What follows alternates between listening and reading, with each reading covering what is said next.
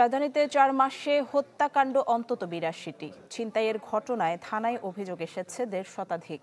এছাড়াও মোহাম্মদপুর ও কলাবাগান এলাকায় সন্ত্রাসী কার্যকলাপে আতঙ্কে স্থানীয়রা। এমন অবস্থায় পুলিশ বলছে অপরাধ নিয়ন্ত্রণে বাড়ানো হয়েছে টহল নজরদারি। ফয়সাল হোসেনের রিপোর্ট। রোববার রাতে রাজধানীর কলাবাগান ভূতের গলিতে মুন্না নামের এক বিএনপি কর্মীকে কুপিয়ে জখম করে দুর্বৃত্তরা। আশেপাশে অনেক মানুষ থাকলেও এগিয়ে আসেনি কেউই। পুলিশ ও স্থানীয়দের দাবি, এলাকায় আধিপত্য বিস্তারকে কেন্দ্র করে বিএনপির দুই গ্রুপের মধ্যে দ্বন্দ্ব চলছে। এর জেরে ঘটে এমন ঘটনা। এদিকে সোমবার রাতে রাজধানীর আদাবরে ছিনতাইয়ের শিকার হয় এক শিক্ষার্থী। ৫ থেকে ৭ জনের একটি দল ধারালো অস্ত্র ঠেকিয়ে লুটে নেয় তার সবকিছু।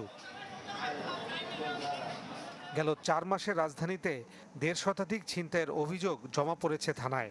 খুনের ঘটনা অন্তত ৮২টি। পুলিশ বলছে অপরাধ নিয়ন্ত্রণে টহল বাড়ানো হয়েছে রাজধানীতে। তাহলে এই সংখ্যাগুলো যে বাড়ছে এই কথা কিন্তু আমরা একেবারে জেনারেলাইজ করতে পারছি না।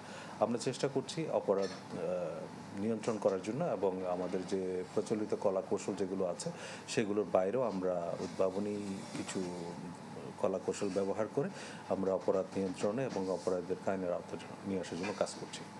পুলিশের পাশাপাশি সেনাবাহিনী, ডিবি সদস্যরাও নিয়মিত অভিযান চালাচ্ছে বলে দাবি এই পুলিশ কর্মকর্তার।